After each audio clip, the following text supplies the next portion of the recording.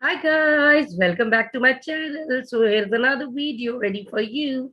So all the 10 P's are ready to rock on and score the highest in your boards. So here is another clipping for the second part of the third chapter, that is Black Aeroplane, written by Frederick Forsyth. Okay, so the question that arises for this particular part is, it is all about a pilot who was lost in storm clouds. So the question that comes to the mind suddenly, does he arrive safe? Who helped him? So in order to find the answer, let's move on to the story. I would request you all, by the time I'm narrating and giving you the glimpse of the story, please highlight the points that I'm going to tell you, that is very important.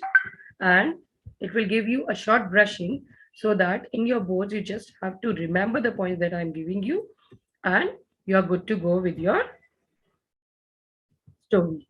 You can answer anything that is asked from the story. I'll quickly rebrush you the entire fact that is in this story. Give you a short summarization of the story. Okay, so second part is the black aeroplane. So it is all about a man who was flying and he wanted to go to his house. So what was there? He was flying at night and there was moon and stars were shining in the clear sky around him, and there was no cloud at that time when he was flying. So he's very happy, and he he was moving over the countryside when everybody was sleeping. So it was all calm. He was only flying. He could only see himself, and everything was silent over there. So he was flying with his old Dakota airplane over France and back to England. He was flying from, I think, Paris. He was flying from Paris over France and he was moving over to England. And he was going there to spend his holidays with his family. And it was about 1:30 of morning. At that time, he was flying, he was taking his decoder. So he suddenly called up Paris control room. Why was he calling to the Paris control room? In order to ask, then he has to take which direction in order to fly, in order to reach up this England, right? So I should call Paris control soon.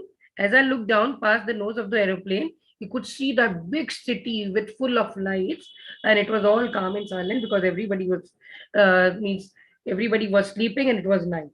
So I switched on the radio and he asked, Paris control, Dakota DS088 here. Can you hear me? I'm on the way to England. Over. So he called up the Paris control room in order to ask the direction in order to move towards England. The voice of the radio immediately answered, DS088, I can hear you. You ought to turn 12 degrees west now. DS088, over. So he replied, you have to move 12 degrees towards the west side in order to move towards England. So he checked the map and his compass, and he could see that his last fuel tank, it means he has finished the entire fuel and only last fuel tank was there. And in this tank only he has to reach up to England.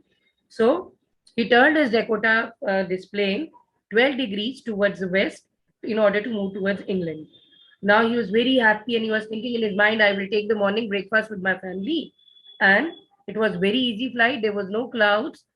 Paris was about 150 kilometers behind. Now he has reached to that point where Paris is 150 kilometers behind. So he saw the clouds. There were storm clouds and they were very huge. They were like black mountains that were standing in front of him across the sky. So he was worried. Now he cannot fly because they were all dark. He cannot move into that sky. Even he cannot go north and south round of it because his last fuel tank was there and it was about to get empty. So he thought, I will have to go back to Paris now, but he wanted to get back to his home. He was really, really very excited to go to home and wanted to eat the breakfast. Then he said, I will take that risk. And he flew with his old Dakota straight into the storm. He bashed himself into the storm straight. And I don't want to go back to Paris. I have to reach England and I will have breakfast with my family. So he digged himself inside the clouds, and the clouds were all black. And there was impossible to see anything outside. Apart from it, anywhere nearby he was not able to see it because of these clouds were very black. The old aeroplane jumped and twisted into the air. It was jumping and bumping and twisting all over in the air. He again looked into the campus, and to his surprise, he cannot believe, he was again full of fear. He cannot believe his eyes. His compass was dead. It was continuously moving round and round, and it was not showing the proper directions. The compass was dead. Other instruments were dead. His radio was also dead. He again shouted, Paris control, can you hear me? Please guide me. I'm stuck up in the way. I don't know where to go. He continuously shouted, but there was no answer from the radio because the radio was also dead at this point of time. So there was no radio, no compass, and he could not see anywhere except that storm. He was lost in that storm. It was all black in the surroundings, in front, in back, everywhere it was all black. To his surprise, suddenly he saw another black aeroplane that was flying nearby him, and that aeroplane had no lights on its wings. So the pilot of that particular aeroplane, he was facing towards him, and gladly he said, "Okay." And he lifted his one hand and he waved to him, "You follow me. I'm going forward and I will take you to England, and you just follow me." He was saying, "Follow me, follow me." So he knew that he was lost. So he thought he's trying to help him, and he followed straight as he was telling him. So he turned his aeroplane slowly to the north as that person at that other person who was in the flight, he was taking him in front of his Dakota. It was easier to follow me, and he was flying in front of his Dakota, and he was very happy to go behind that aeroplane and behaving like an obedient child. You're also behaving like an obedient child, and you're following my footsteps. In the same way, he was following that particular person who was doing that pilot. Whatever he is guiding him, he was doing accordingly. Within half an hour, that black aeroplane was still in front of him in the clouds. They are still in that black clouds, in that storm. Now, what happened? Now, there was only enough fuel in the old Dakota's last tank. Means that fuel was also about to get finished. It was only 5 to 10 minutes flight that he could do, and that fuel will get finished. So he was again feeling frightened. What to do? Now suddenly he was following that aeroplane, that pilot. He was following at the back of him, and he was following it through the storm. He could only see that pilot and that flight, that plane, and he was continuously following that plane. Suddenly, they came out of the clouds, and he could suddenly see those straight lines on that. You have seen that airport. Similarly, there were two lines in the airport, and he could see those lines, and they landed, means they landed safely, and he was going down now. So he felt that, okay, the 10 to 15 minutes fuel was left. So he's happy that I can cover that up. And now they landed safely on the airport. He could see those lines, and there was nothing there. And suddenly, to his surprise, they both of them landed together, and he wanted to come out of that aeroplane and wanted to thank that person. But to his surprise, suddenly that black aeroplane extinguished. He could not see anybody. He could not see that black aeroplane. He could not see that pilot who was helping him. So he was all surprised. Okay. And then he came out of his plane and he went to the control room. Again, he landed and he headed towards the control tower from where he was previously talking, Paris control, please guide me. Old Dakota. Now it's England control room. And he went it towards that.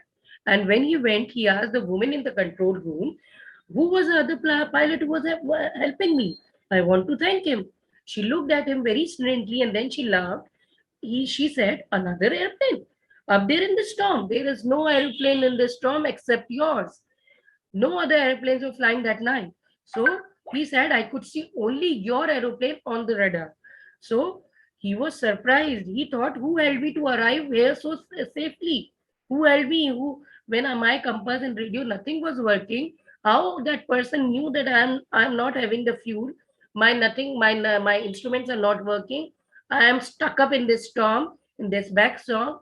He was flying in that storm even without lights. So how did that person came to know about him? So he was all surprised and he could not get the answer of it.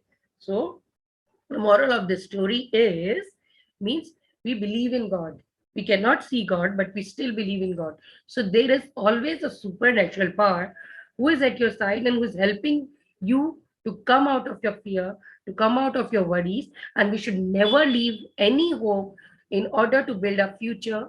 We should work hard, try hard to achieve our goals, and we should not feel fear about anything. We should be confident about ourselves. There is a supernatural power who's always going to guide you and help you in your worries, in your tough times. And he's always there to support you when you are discouraged. Just remember and feel that supernatural power, and you're all good to go with that strength again. So, all the best for your birds. Keep on working. Please press the bell icon and keep sharing, subscribing, and viewing my channel, and forward the same to your friends and family so that they can also benefit from my classes. Thank you so much. Get ready for yet another video.